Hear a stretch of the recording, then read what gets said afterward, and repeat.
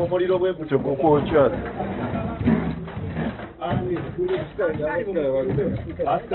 Eno y'embeera ebadde ku ssomero ly'abaana abawala li Nakanyonyi Girls School e Jinja omuliro bwe gwakutte ekisulo kyabwe mu kiro ekikesezza olwaleero. Ekisulo kino kibadde kisulwamu abayizi 37 ng'ekirungi ku bonna tewali yatuusiddwako bulabe. Ntuuse wano ng'embeera eriwo y'amaanyi abaana nga bafulumya emipaliso kola ki so abantu nataku alamu abantu ab'ekyalo badda naye abazadde tubagumya nti bwe kimu kigenda kubeera oke. Lake naafu tewali mwana afunye buzibu bwonna, teri mwana afudde, teri mwana afunye enjala yonna. Ekyavuddeko omuliro guno tekinnaba kumanyika. Naye poliisi weeri, abafaya weebali okufayiningira ddala butukuuzi ebadde eky'omuliro guvudde ku ki. babakubira amasimu modati ekintu nga kidakikanga 5 bamala saawa namba batuuka ebintu bamaze obikola ate batandika okugobagoba abantu babingabinga abantu tibatuukiriza kiki balina akola mu bwire. babadde bakola ki?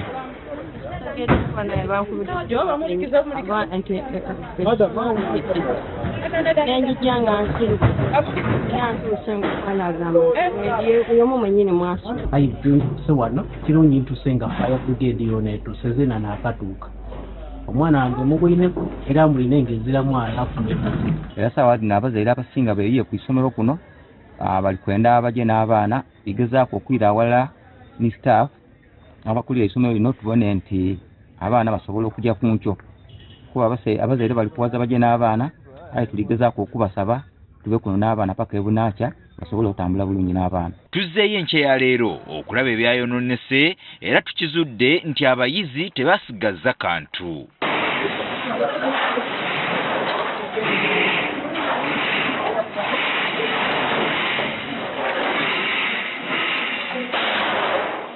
Omukulu w'essomero lino Wilson Kabaale agumizza abazadde ng'embeera bw'ekwatiddwa obulungi nti era tebagwanidde kweraliikirira. Ekyo kyokka twafiiriddwa mwana yenna okuggyako ebintu obutonotono kati nga keesi zaabwe emifaliso n'eddomitri yabadde ntono nga mulimu abaana batono so the impact was not so much. Ono era ategeezezza nga bagenda okukola kyonna ekisoboka nga bayambako okuzzaawo ebintu by'abayizi. Bokisi zaabwe n'ogenda zitereeza oba keesi zaabwe tugenda bawa emifaliso. Waliwo n'abalala bagenda okujja okutuyambako kati nga ba old girls bagenda kujja okuyambako era okudduukirira n'abazadde omuzadde alinayo kyonna kyalina asobola okutuyamba okulaba ng'abaana basetulinga bulungi. Kati agamba nti kye bakolako kwe kubudaabuda abayizi olw'entiisa eno eyabatuuseeko. We have organized counseling and guidance sessions with our girls. Wakati saawa zino nti just psychological. Sigano waliwo omwana oba yafunye obuzibu bwonna bwonna naye engeri ekiri nti baana bawala so it is just a psychological thing now. N'abakulira okulambula amasomero e Jinja batuuseko ku ssomero lino ne balirambula lyonna.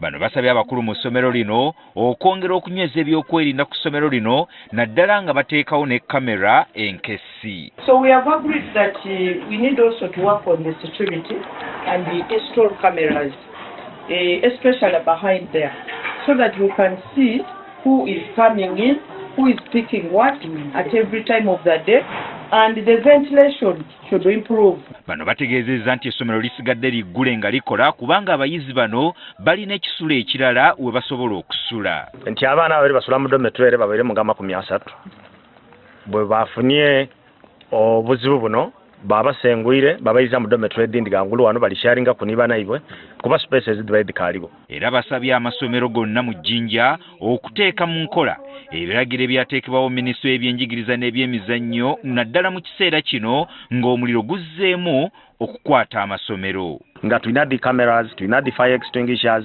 na dormitories tuditole mu dibagala mu madinisa ng'abaana basobola okubuukamu bw'abaawo obuzibu oti n'oba oba bwidi. Poliisi ekola butasamuka butasamwoyo okuzuula ekyaviiriddeko omuliro guno okubalukawo mu ssomero lino.